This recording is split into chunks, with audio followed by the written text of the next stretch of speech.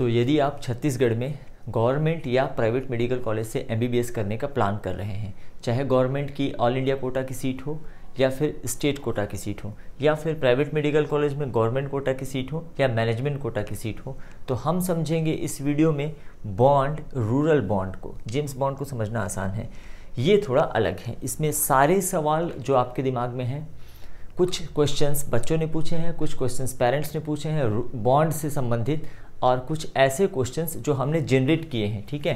तो इसमें आपको सब कुछ क्लियर हो जाएगा। हम यहाँ पे सिंप्लीफाइड कर रहे हैं नीट 2021 के काउंसलिंग को।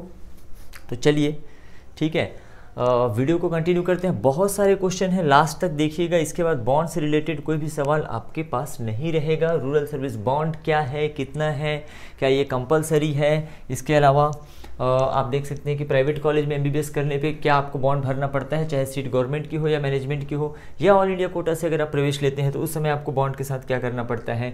एम्स में भी रूरल बॉन्ड है क्या, रूरल सर्विस में कितना, क्या सिर्फ आपको ग्रामीण क्षेत्रों में जाना होता है, या फिर सैलरी कितनी मिलती है जब आप रूरल बॉन्ड पूरा करते हैं, कितनी सैलरी मिलती है। देन क्या BMS, BPT या फिर BDS जैसे कोर्सेज में भी ये रूरल सर्विस अप्लाई होता है, या फिर अगर MBBS के तुरंत बाद आपका पोस्ट ग्रेजुएशन या PG के लिए सिलेक्शन हो जाता है, उस अवस्था में इस बॉन्ड का क्या होता है। क्या बॉन्ड करना कंपलसरी है, या फिर एक सवाल है कि PG की तैयारी के लिए कोई राहत या रिलीफ मिलता है क्या इस बॉन्ड से, या फिर क्या बिना बॉन्ड के आपको MBBS की डिग्री मिलेगी, ठीक है। या फिर नेक्स्ट क्वेश्चन है बॉन्ड से छुटकारा कैसे पाएं। तो बहुत लोग ये वीडियो इसलिए देखेंगे, मैं आपको तरीके बताऊंगा बॉन्ड से छुटकारा पाने के।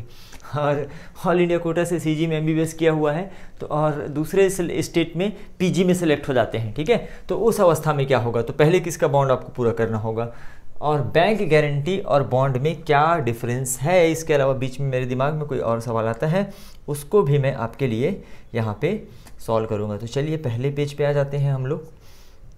फर्स्ट, यस राइट, ठीक है।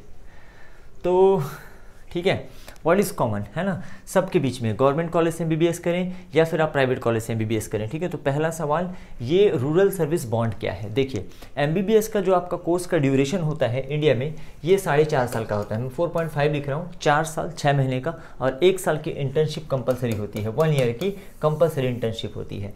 ये कंप्लीट करने के बाद अगर मैं बात करूँ छत्तीसगढ़ स्टेट की, तो यहाँ पे आपको 2 साल का, 2 ईयर का रूरल सर्विस बॉन्ड भरना होता है, 2 साल का।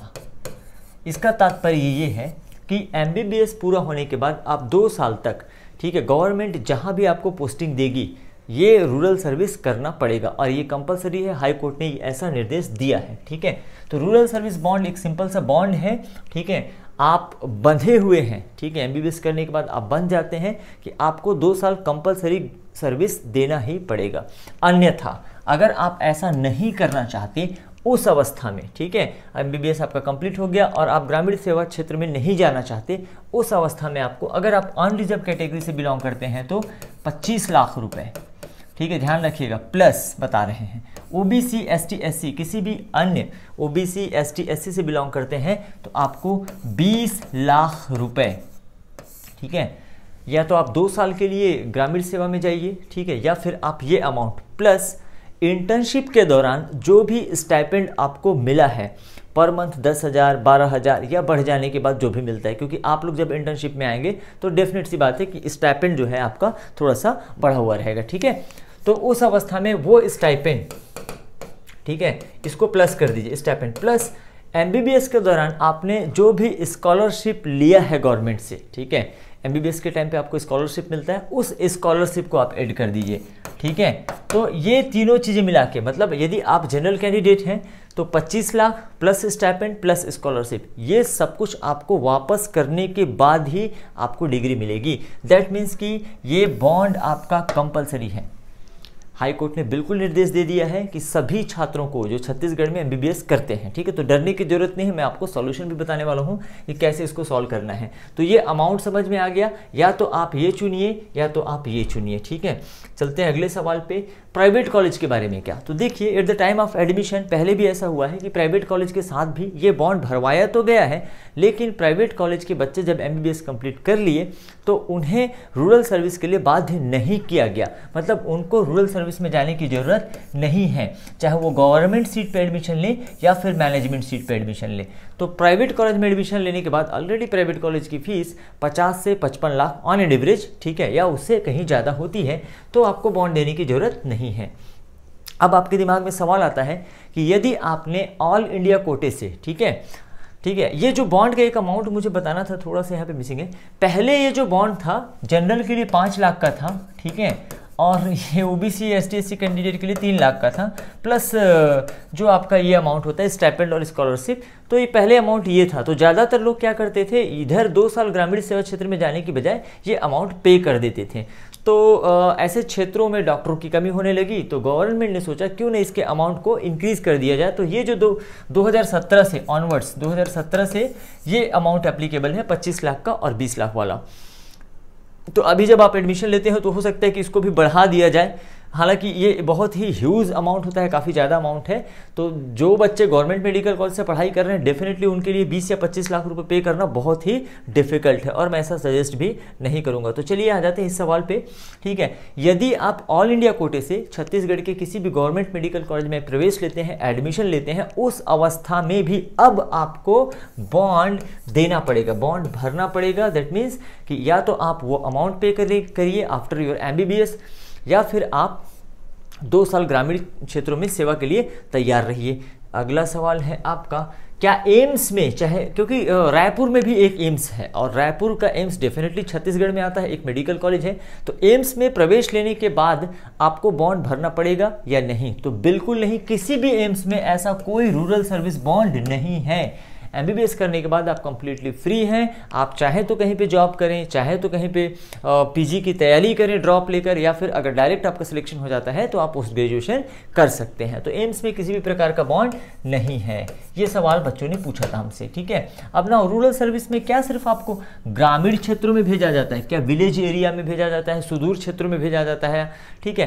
तो ऐसा बिल्कुल नहीं है। डिपेंडिंग अपॉन द अवेलेबिलिटी या जितनी वैकेंसी है, कहाँ पे पोस्ट खाली है, आपको शहरी क्षेत्रों में भी पोस्टिंग मिल सकती है। साथ ही साथ जुगाड़ भी काम करता है। एनीवे, तो जुगाड़ के बारे में बाद में बात करेंगे। साथ ही साथ जैसे अभी कोविड का टाइम चल रहा था तो बहुत सारे कोविड सेंटर खुले हुए थे, तो जो नए बच्चे जिनका अभी रिसेंटली MBBS इंटर्नशिप कंप्लीट हुआ था तो उनको कोविड सेंटरों में भी पोस्टिंग दी गई। इसके अलावा बहुत सारे नए मेडिकल कॉलेज खुलते रहते हैं, या जो पुराने मेडिकल कॉलेज हैं वहाँ पे अगर रिक्वायरमेंट है एज अ डेमोन्स्ट्रेटर या फिर एज अ जूनियर रेसिडेंट अलग अलग डिपार्टमेंट में, तो वहाँ पे भी आपको पोस्टिंग दी जाती है इसी बॉन्ड के माध्यम से। तो ऐसा कंपलसरी नहीं है कि ग्रामीण क्षेत्र में ही भेजा जाएगा, ये पूरी तरह से निर्भर करता है कि कहाँ पे डॉक्टरों की कमी है या कहाँ पे डॉक्टरों की आवश्यकता है। वैसे डॉक्टरों की आवश्यकता तो हर जगह है। और ना सैलरी कितनी मिलती है, तो बेसिकली जो सैलरी मिल रही है अभी लगभग 55,000, 55 से 65 के, डिपेंडिंग अपॉन द प्लेस, जगह के आधार पे, है ना। और अगर मैं बात करूं एम्स रायपुर में जूनियर रेसिडेंट का MBBS कंप्लीट करने के बाद जूनियर रेसिडेंट की सैलरी तो लगभग वो 1 लाख के आसपास है, ठीक है। तो बहुत अंतर है। स्टेट गवर्नमेंट के थ्रू अगर आपको बॉन्ड वाली पोस्टिंग मिलती है तो सैलरी भी काफ़ी कम मिल रही है।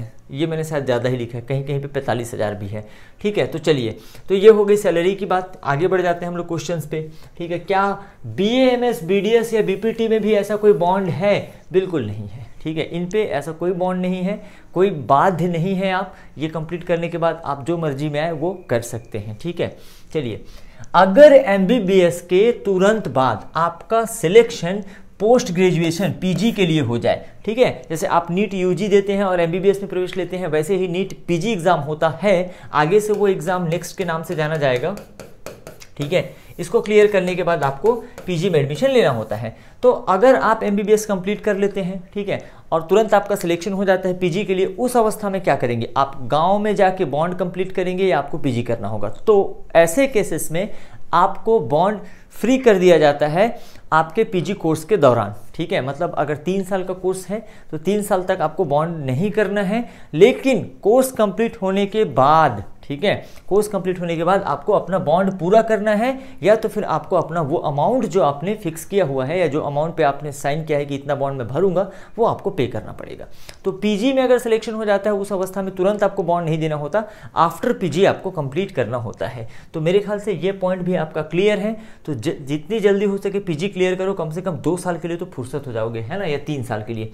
तो क्या पीजी की तैयारी के लिए, प्रिपरेशन के लिए कोई ऐसी छूट, ऐसी राहत है कि आप एप्लीकेशन लगा दें कि मैं एमबीबीएस का, जैसे बच्चे क्या करते हैं 12th के बाद ड्रॉप लेके नीट का प्रिपरेशन करते हैं, तो क्या ऐसा है कि एमबीबीएस कंप्लीट होने के बाद भी आप ड्रॉप लेके तैयारी करना चाहते हैं, उस अवस्था में आपको गवर्नमेंट कोई रिलीफ देती है? बिल्कुल नहीं। गवर्नमेंट को कोई मतलब नहीं है कि आप एमबीबीएस करके पीजी कर रहे हैं या नहीं कर रहे हैं, डजेंट मैटर। बॉन्ड आप पूरा करिए, कोई राहत नहीं है, कोई, बिल्कुल आप बॉन्ड पूरा करिए। नेक्स्ट है आपका, क्या बिना बॉन्ड की डिग्री मिलेगी?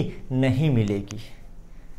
पहले ऐसा होता था कि एमबीबीएस कंप्लीट होने के तुरंत बाद, इंटर्नशिप कंप्लीट होने के बाद तुरंत बाद इंटर्नशिप कंप्लीशन सर्टिफिकेट मिल जाता था, आपको डिग्री मिल जाता था, और कुछ दिनों तक आपको provisional registration and then permanent registration में वो बदल जाता था। लेकिन अब रूल चेंज हो गया है।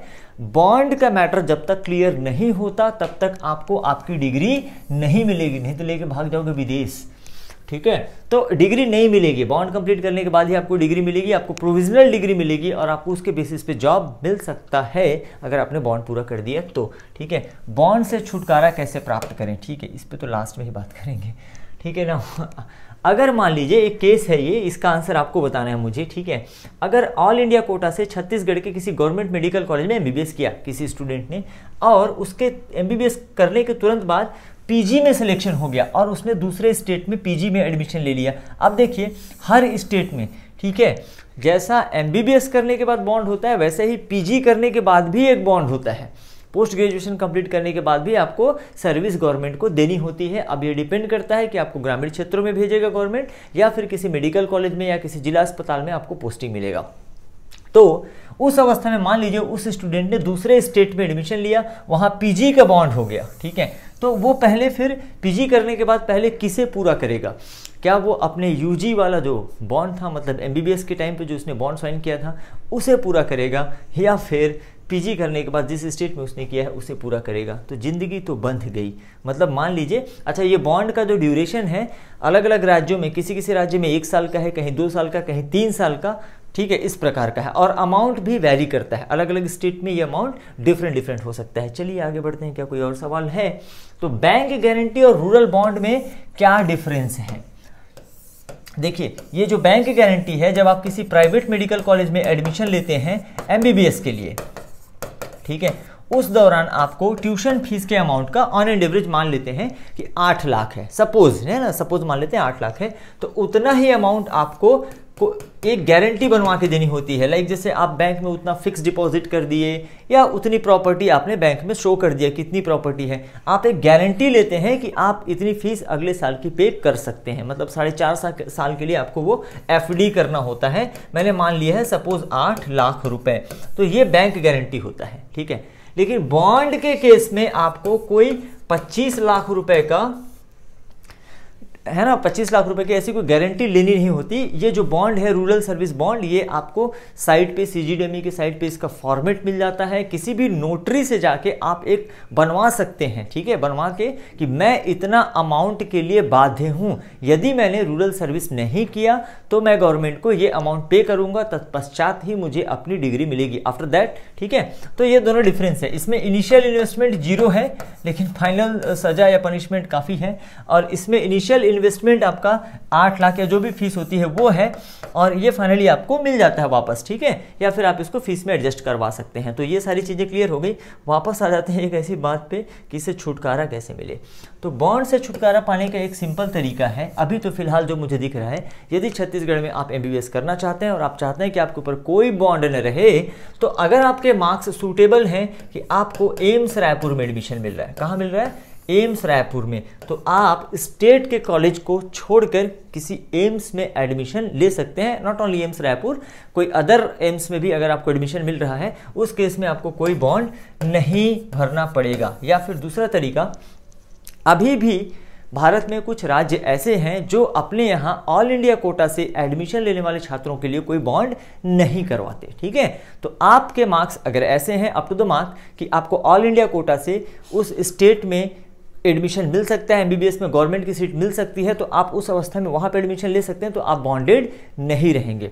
कारण क्या होता है, जब आप बॉन्ड कंप्लीट कर रहे होते हैं या 2 साल जब आप सर्विस करते हैं तो आपकी पढ़ाई बीच में ब्रेक हो जाती है 2 साल के लिए, और पोस्ट ग्रेजुएशन के लिए फाइट करना थोड़ा सा उस केस में डिफिकल्ट हो जाता है, ये पढ़ाई में जो बीच में ब्रेक लग जाता है। या फिर एक तरीका ये है कि आप तुरंत इमीडिएटली, ठीक है, एमबीबीएस करने के साथ ही अपनी प्रिपरेशन ऐसे रखें। ठीक है, ये बोलना आसान होता है लेकिन करना वाकई में डिफिकल्ट है, क्योंकि सब्जेक्ट्स बढ़ जाते हैं, सब्जेक्ट नॉलेज, डेप्थ, क्लिनिकल, बहुत सारी चीज़ें होती हैं। तो आप प्रिपरेशन ऐसी रखें कि फ्रेशर आपका सिलेक्शन हो जाए, और उस अवस्था में आप पहले पीजी कंप्लीट करें और दोनों बॉन्ड को एक साथ कंप्लीट करें। लाइक फॉर एग्जाम्पल, अगर यूजी में आपका 2 साल का बॉन्ड है, पीजी में 2 साल का बॉन्ड है, तो इस केस में आपको 4 साल नहीं करना पड़ेगा। ठीक है, आपको सिर्फ 2 साल सर्विस देनी पड़ेगी। तो इस तरीके से आप मान सकते हैं कि 2 साल का आपको रिलीफ मिल गया। तो मेरे ख्याल से बॉन्ड से रिलेटेड काफ़ी कॉम्प्लिकेटेड था, है ना, मतलब जेम्स बॉन्ड को समझना आसान है, ये वाला बॉन्ड डिफिकल्ट है। कोई और अगर आपका सवाल बच जाता है, मैंने कोशिश की है कि सारे क्वेश्चन को आपको अच्छी तरीके से एक्सप्लेन कर सकूं, फिर भी अगर आपका कोई सवाल बच जाता है तो आप कमेंट बॉक्स में बिल्कुल लिख सकते हैं, वहाँ पे आपको आंसर किया जाएगा। नीट 2021 के काउंसलिंग से रिलेटेड ऐसे छोटे छोटे बहुत सारे वीडियो या टॉपिक हम बिल्कुल आपके सामने देते रहेंगे, ताकि ये काउंसलिंग आपके लिए सिंप्लीफाइड हो सके। तब तक के लिए चैनल को क्या करना है आप बहुत अच्छे से जानते हैं। Good night.